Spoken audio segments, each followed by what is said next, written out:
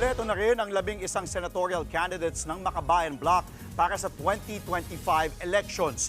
Bukod sa kanila, ipinakilala na ng Bayan Muna Party List ang kanilang nominees na susubukang bumalik sa Kamara. Nasa frontline ng balitang yan, si Marian Enriquez.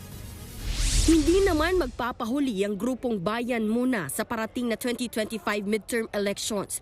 Inanunsyo nila kahapon ang magiging kandidato nila sa Senado at Kamara.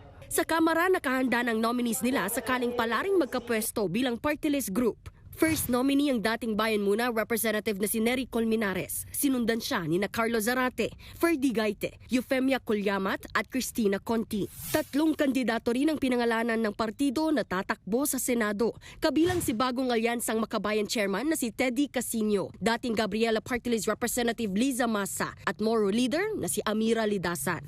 Tututukan daw ng Bayan Muna ang paglaban sa katiwalian. Kahit na napakalinis ng aming record sa usapin ng korupsyon, naging kalaban ng mga kurap ang Bayan Muna. Kung kurap ka, lagot ka sa Bayan Muna.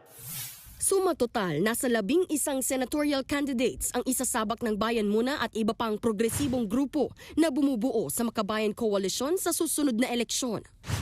Bukod sa kanila, nagpahayag na rin ng intensyong tumakbo ang kapatid ni na Senator Raffy Tulfo at Congressman Erwin Tulfo na si Ben Tulfo.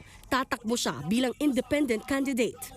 Inanunsyo niya yan nang bumisita siya sa Marawi City kung saan siya ipinanganak. Kaya kung magkakataon, tatlong magkakapatid na Tulfo ang posibleng senador sa susunod na taon.